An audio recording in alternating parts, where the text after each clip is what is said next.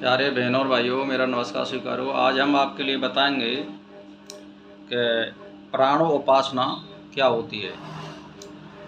तो इसमें ध्यान दे करके सुनिए। प्राण ब्रह्म है। यह प्रसिद्ध ऋषि कौसौतकी कहते हैं कि उस प्रसिद्ध प्राण में ब्रह्म की यहाँ राजा के रूप में कल्पना की गई है। उनका मन ही दूत है और वाणी परोसने वाली यानी स्त्री यानी रानी है, यानी चक्षु संरक्षक मंत्री हैं, और श्रोत्रेंद्रिय यानी संवेदना सुनाने वाला द्वारपाल है। उन प्रसिद्ध प्राण में ब्रह्म को बिना मांगे ही यह संपूर्ण इंद्रिया मानी देवतागण भेंट समर्पित करते हैं, उनके अधीन होकर रहते हैं। इसी प्रकार जो इस प्रकार जानता है उसको भी संपूर्ण चराचर प्राणी बिना मांगे ही भेंट देते हैं। उस प्राणोपासना के लिए यह गूढ़ व्रत है।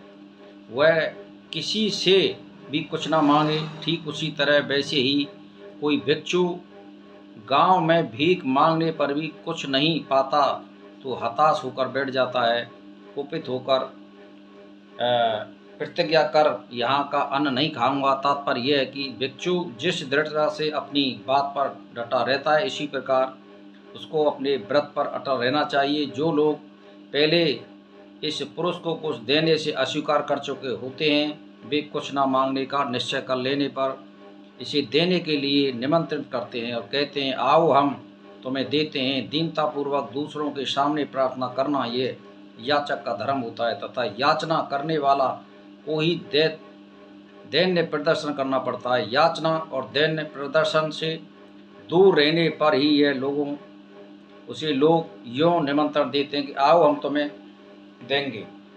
प्राण ब्रह्म है। प्रसिद्ध महात्मा पेंगे भी यही कहते हैं कि प्रसिद्ध प्राण है ब्रह्म के लिए वाणी से परे यानी वाणी से परे चक्षु इंद्रिय हैं और बाघ इंद्रियों को सब ओर से व्याप्त करके स्थित है। क्योंकि जैसा कहा गया कि वैसा ही नेत्रों से भी देखा जाए तो विवाद की संभावना नहीं होती रहती है। यह वस्तु समझ लेनी चाहिए। चक्षु से परे श्रवण इंद्रिय यानी हम कानों से सुनते हैं। जो चक्षु होते हैं उनसे हम देखते हैं, नाक से हम सूंघते हैं और त्वचा से हम स्पर्श अनुभव करते हैं। तो ये कब करते हैं? जब तक हमारे शरीर में प्राण की स्थापना रहती है, यानी वो चलता रहता है, तो वो हमारा राजा है शरीर का प्राण। उसके सहारे ये जो मंत्रीगण हैं ये उसी के सहारे अपना काम करते हैं। तो प्राण जो है इसमें मुख है और प्राणोपासना को धन प्राप्ति की इच्छा होने पर उसके लिए प्रार्थना उपदेश करते हैं। एकमात्र धन प्राण के निरोध की बात बताई गई है। यदि एकमात्र धन का अथवा प्राण का चिंतन करें तो पूर्णिमा को या अमावस्या को या शुक्ल या कृष्ण की किसी भी पुण्यतिथि को पवित्र नक्षत्र में अग्नि की स्थापना यानी वेदी की स्थापना करके पर समूह संस्कार कुशों का आसन मतलब बिछाना, डाब का मंत्रपूत जल से अग्नि वेदी आदि का अभिषेक और अग्नि पर रखे हुए पात्रस्थ धृत का यानी शोधन करके दाहिना घुटना पृथ्वी पर टेक कर सुरभा से चम्मच से यानी ये एक भौतिक संपत्ति प्राप्त करने का एक उपाय है। तो कांसे के करसु आदि से आहुति देनी चाहिए धृत की। उपासक की ये मान के चलिए बाक नाम से प्रसिद्ध देवी अवरोधनी उपासक की अभिसिद्धि करने वाली है। यह मुझे प्राणोपासना के लिए अमुक व्यक्ति से इसे अभिष्ट अर्थ की सिद्धि कराए, उसके लिए यह धृत की आहुति सादर समर्पित है। उपरोक्त मंत्र का उच्चारण करके आयुष्मान के आगे यह कोष्टक में इस व्यक्ति के नाम का उल्लेख करे जिससे अभीष्ट अर्थ प्राप्त करना है, तथा एदम ये स्थान पर अभीष्ट अर्थात उच्चारण करे। तो ये दिया गया है क्या? अगर आपको कोई भौतिक संपदा प्राप्त करनी है तो विधि विधान से मावस या पूर्णिमा या एकादशी या दशमी या कोई भी तिथि आप निश्चय कर लें और इसी के अनुसार अपना जिससे हमें कोई प्राप्त करना है उसका भी ध्यान करें, और निरंतर इसी के माध्यम से जो गुरु ने मंत्र दिया है उसका जाप करते रहें।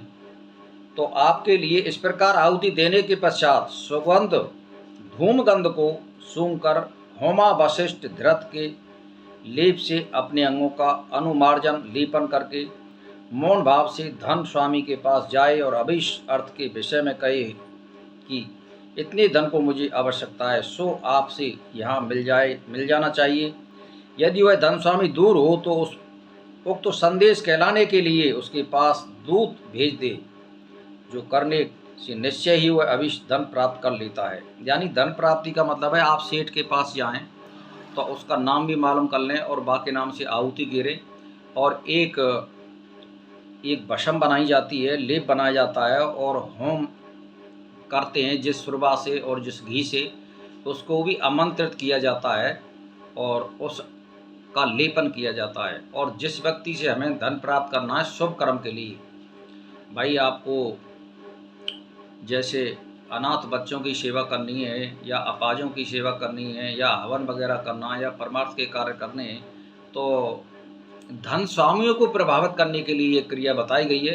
तो भाई और बहनों, तो आप धन प्राप्ति के माध्यम से इनको कर सकते हैं। अब इनके बाद बाप आदि देवताओं द्वारा श्राद्ध मनोरथ की सिद्धि का इस प्रकार बताया गया है। जिस किसी का प्रिय होना चाहे, निश्चय ही वह सबका प्रिय होने के लिए प्राणोपासना को बाक आदि देवताओं का ही प्रिय बनना चाहिए।